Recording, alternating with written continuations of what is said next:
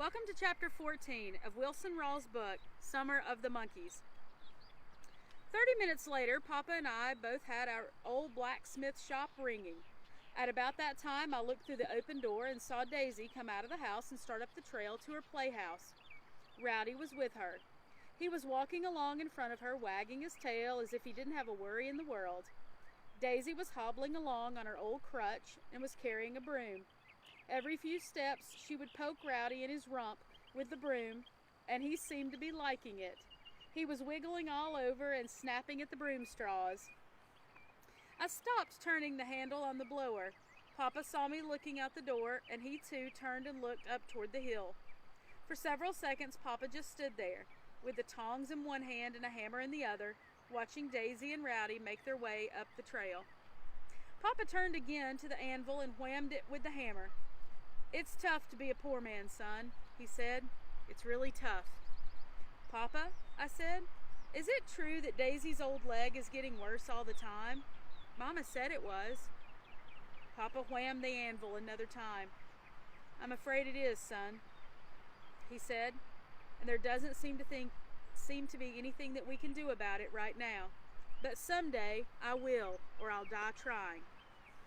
"But Papa," I said, "Grandpa and Grandma are saving money, and so are you and Mama. How much money does it take to get Daisy's legs straightened out?" "It takes a lot of money, son," Papa said. "More money than all of us have. A lot of money." Just then I heard Daisy yell from the hillside. I'd never heard her yell like that. It was scary. "Mama, come quick! Hurry, Mama, hurry!" Mama came flying out the back door. I could see that she was really scared. First, she looked toward the blacksmith shop where Papa and I were standing at the open door. From the hillside, Daisy yelled again, "Hurry, Mama! Oh, hurry, hurry!" Mama tore up the trail faster than I had ever seen her run. "What is it, Daisy?" she yelled. "Are you all right?" Papa looked at me, and I could see the scare in his face. His face turned a pasty white, and he dropped the hammer and tongs from his hands and snatched a pitchfork from the wall. He shouted, "Snake!" and he tore out of the blacksmith shop in a loping run. When Papa shouted "snake," my old heart jumped clear into my throat. I could see a big diamondback rattler up in Daisy's playhouse, all coiled up, buzzing and ready to sink its poison fangs into anything that moved. But maybe he had already bitten Daisy. Papa was halfway across the barn lot before I caught up with him. We didn't take time to open the gate. We just jumped the rail fence and headed up the trail to the playhouse.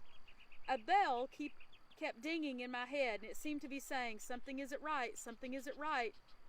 When I finally figured out what it was, I said in a loud voice, "Papa, it's not a snake."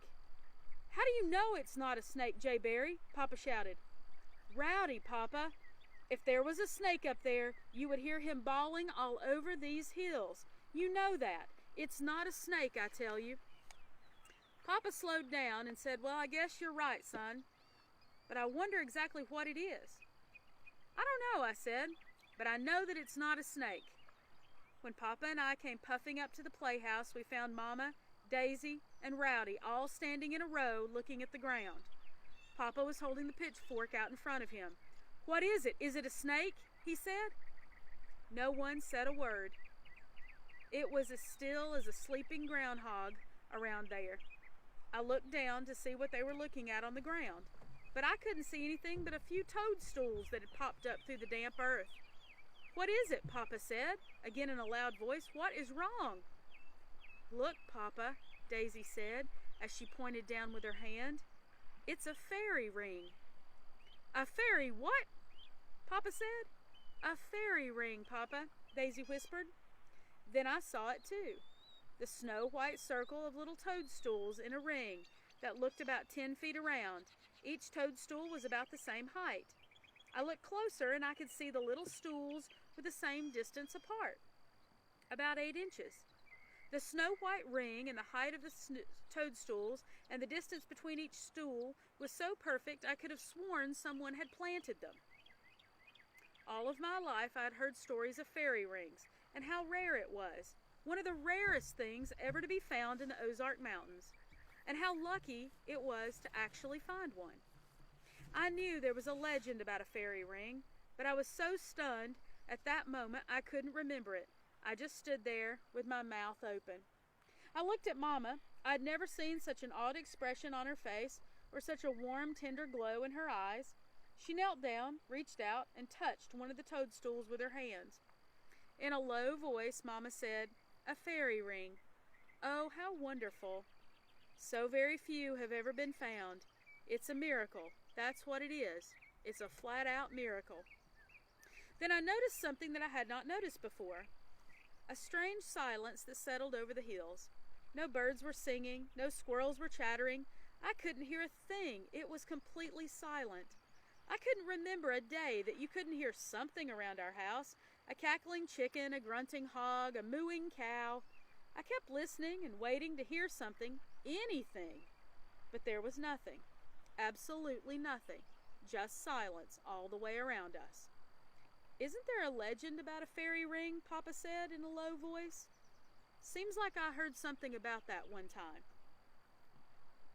"There is, Papa," Daisy said. "It's an old, old legend, hundreds of years old, and I believe it too." "Well, tell us about it, Daisy," Papa said. "All right, Papa, I will," Daisy said. "According to the legend, fairies make a ring so they'll have a place to dance.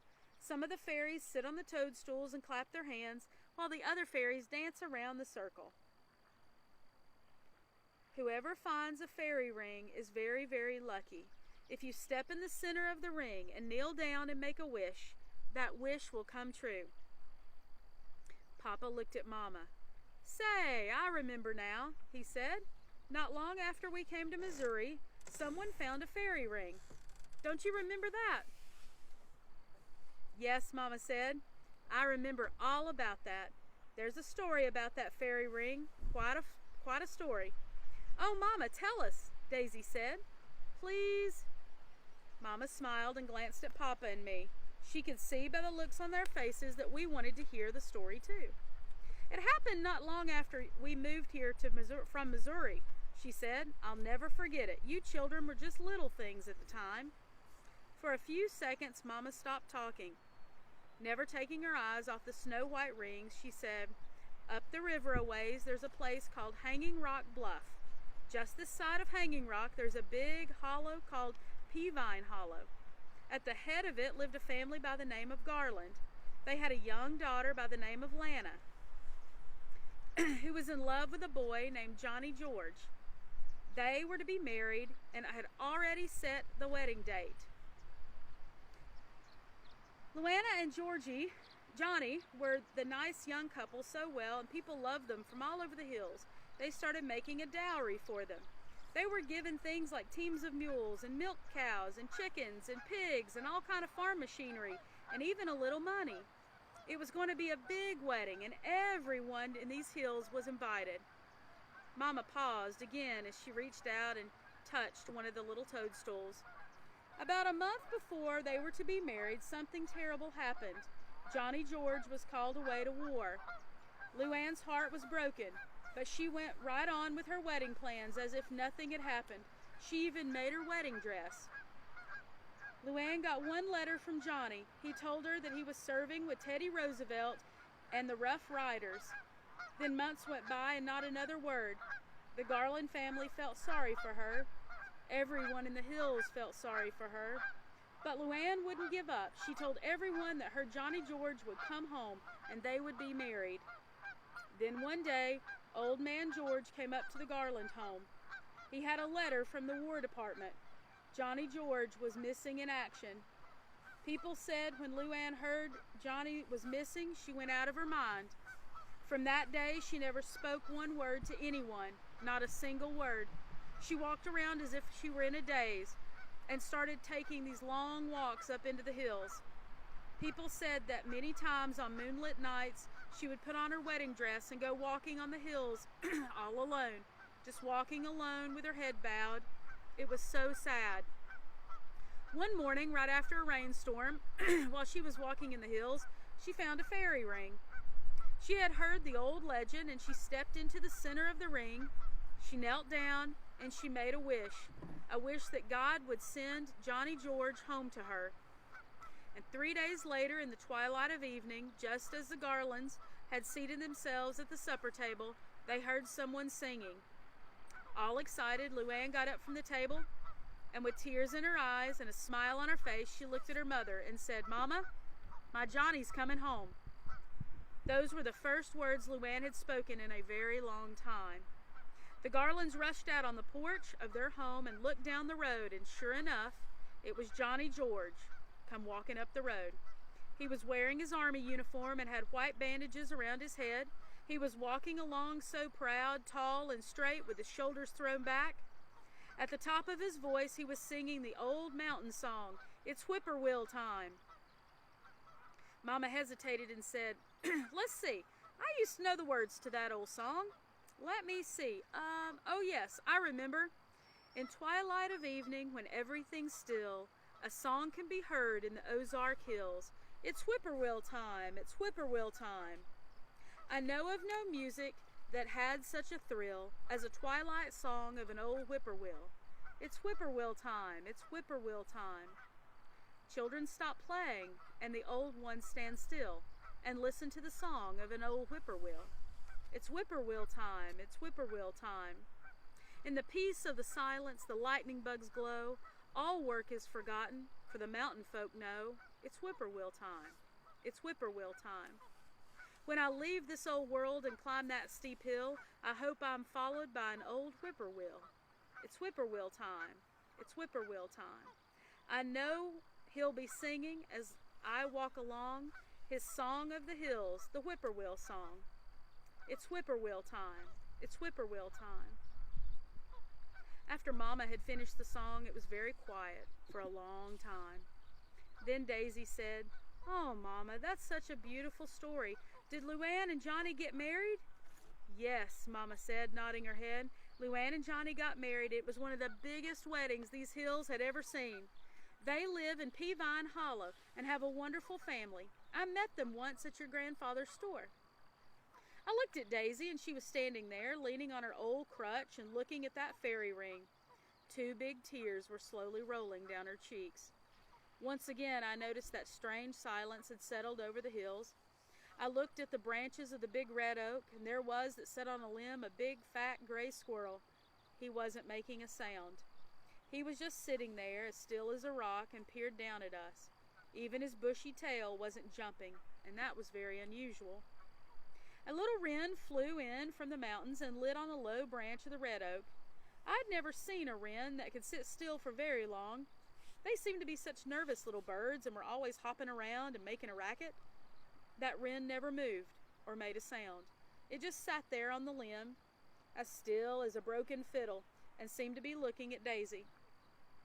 I glanced to my right as a chipmunk darted to the top of the old hickory stump.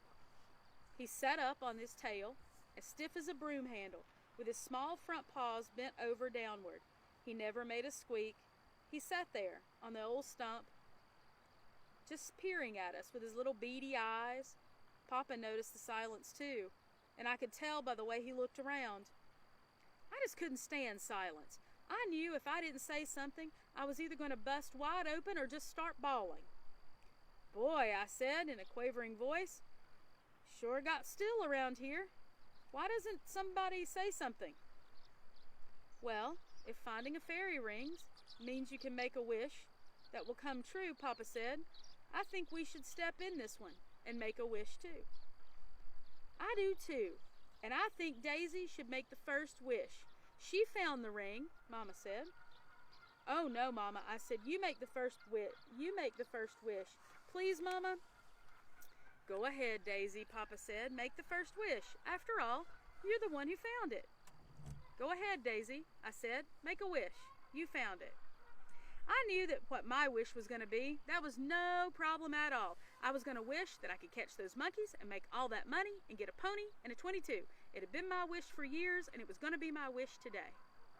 Daisy smiled. "Well, all right then," she said. "I will."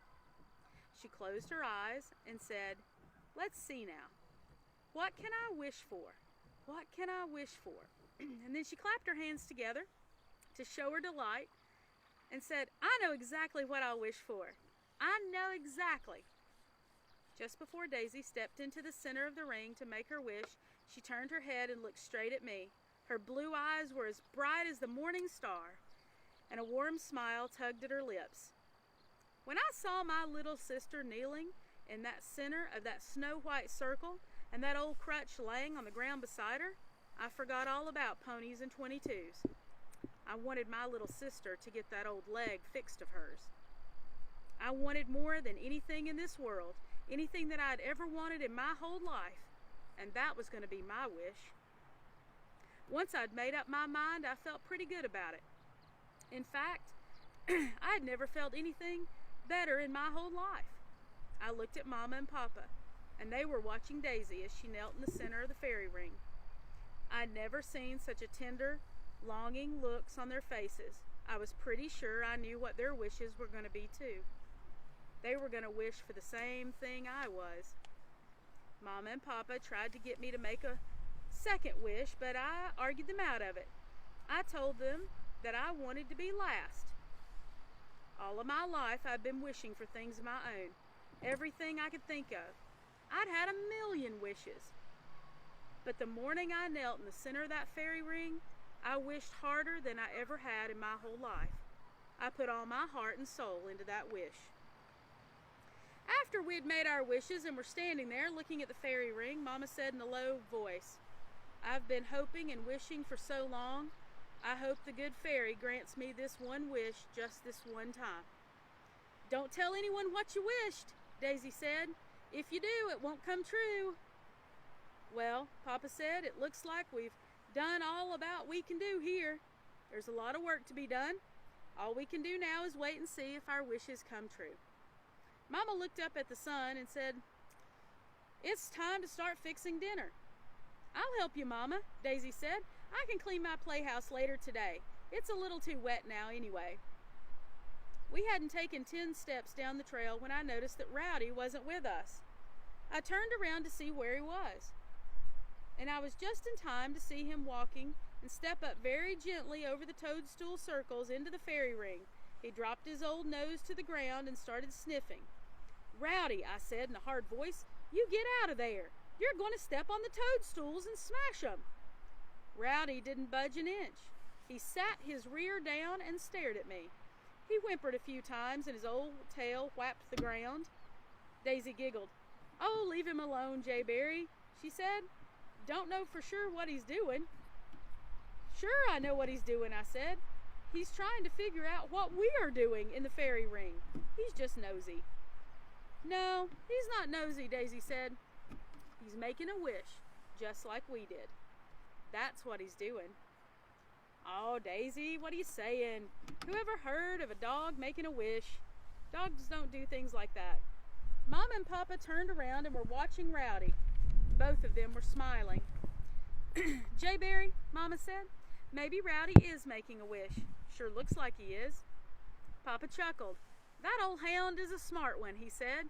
"I'm not surprised at anything he does. I've seen him do things I just could not believe." "He's smart all right," I said. "If I'm digging fishing worms, he'll dig holes right beside me. He tries to do everything I do."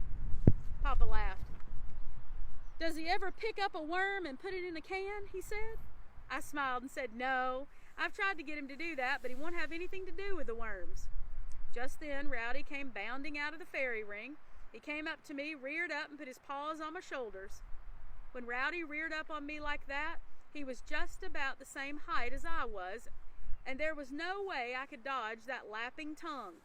He lapped me on the neck and in the ears and all the way down my face. He even pushed my old straw hat down and lapped my head a few times. I loved him and squeezed him and scratched him behind his ears. He loved that. "Rowdy, if you did make a wish," I said, "I bet I know what you wished for. A big old bone or a meat rind." Oh, how I love that old hound dog of mine. Daisy was smiling. "I don't think Rowdy wished for a bone or a meat rind," she said. "I bet he wished those monkeys would disappear." Both Papa and Mama were laughing as they started down the trail again, ahead of Daisy and me. Papa was carrying the pitchfork in his left hand, and in his right arm was around Mama's waist. We heard him saying to Mama, Did you notice how still it was in that fairy ring? Yes, I did, Mama said. I couldn't understand it. I've never seen these hills so quiet. You can always hear something. Mama, Daisy said, I know why it was so still in the fairy ring. Oh, Mama said. Well, why is that? Because the old man of the mountains was there, Daisy said. That's why. Oh, Daisy, I said, you're always seeing things. I never saw an old man. Did you see anybody, Mama? No, Mama said. I didn't see anyone. But I did have a strange feeling, and maybe the silence had something to do with it. I felt that something or someone was watching us, something I just couldn't see. I think we all felt something, Papa said. I know I did. Jayberry, Daisy said, just because you didn't see the old man of the mountains doesn't mean he wasn't there. He's always there. He's right there. If you've ever believed anything in your whole life, you can believe that. Just then, an old white leghorn hen came sailing out of the hen house, flapping her wings and cackling her fool head off. I knew that meant she had just laid an egg, and it probably tickled her half to death. It always did. The cackling hen seemed to stir awake the silent hills. The birds started singing, and squirrels chattering, and chipmunks started squeaking. In the underbrush close to the trail, I saw a wren. It was hopping around and chirping. I wondered if it was the same wren that I had seen earlier in the red oak tree. Papa stopped and started looking at the hills. With a smile on his face, he said, Now that's more like it. This is the way it's supposed to sound. If you take the music out of these hills, they're just not the same.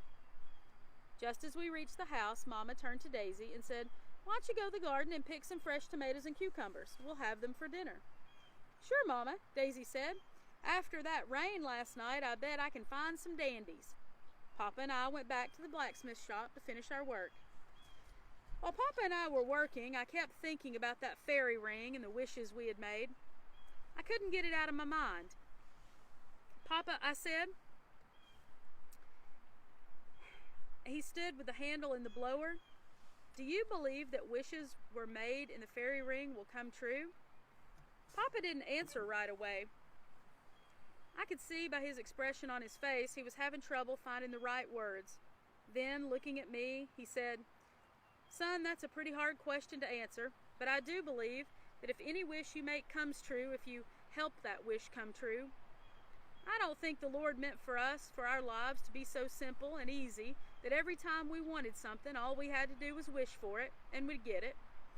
I don't believe that that's true at all. If that were true, there'd be a lot of lazy people in this old world. No one would be working. Everyone would just be wishing. Oh, Papa, I asked, how do you think I can help a wish? Oh, there's a lot of ways you can help a wish, Papa said. Hard work, faith, patience, determination. I think that prayer and really believing in your wish can help more than anything else. I sure hope the wish I made in that fairy ring comes true, I said. And I think I'll do just about anything to help it. After Papa had explained helping wishes, I still had one more thing I wanted to ask him. Papa, has Daisy ever said anything to you about the old man of the mountains, I asked. No, Daisy hasn't said anything to me about him, Papa said, but your mother has. Do you believe she really sees that old man? I asked. Papa frowned as if he were in deep thought. Before he answered, he laid his hammer down on an anvil and turned and started stirring up the fire in the forge. Yes, son, he said, I believe Daisy does see the old man of the mountains. It may be just her imagination, but I believe that she does see something. There's one thing I know. All little children who are crippled can see things and hear things that you and I could never see. I think the Lord has something to do with that. That could be his way of showing some mercy. That's what Mama told me, I said. She thinks the old man of the mountains is a spirit. Do you think he's a spirit? Papa thought for a second. Your mother could be right, he said. What Daisy is seeing could be the spirit of Christ. Lots of people have seen spirits, especially those who are in deep pain or in trouble. Happens every day somewhere in the world. I was so startled by what Papa had said I couldn't say a word.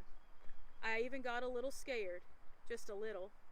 Right then I decided that never again would I tell my little sister that she wasn't seeing the old man of the mountains. I was thinking about the way Daisy had described the old man to me when she poked her head out of the back door and yelled, "Come on and get it, guys, or we'll feed the chickens." Papa chuckled. "Looks like we'd better go in for some dinner, or we're not going to get any," he said. This has been Chapter 14 of Wilson Rawls' book, Summer of the Monkeys.